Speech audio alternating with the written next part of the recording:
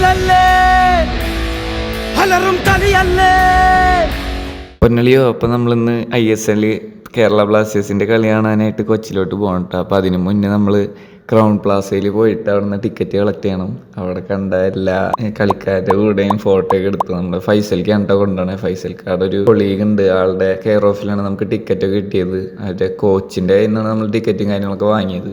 നേരെ കളി സ്ഥലത്ത് പോയി ഫുഡും കാര്യങ്ങളൊക്കെ ഉണ്ടായിരുന്നു. VIP ടിക്കറ്റ് ആയിരുന്നു, കോംപ്ലിമെൻ്ററി ടിക്കറ്റ് ആയിരുന്നു നമുക്ക് കിട്ടിയത്. അത് കഴിഞ്ഞിട്ട് കളി നല്ലൊരു ഫീലാണ് കേട്ടോ അവിടെ നിന്ന് കളി കാണാനായിട്ട്. അടിപൊളിയായിട്ട് കളി കണ്ടു. നല്ല ഏരിയ ആയിരുന്നു നമുക്ക് കിട്ടിയത്.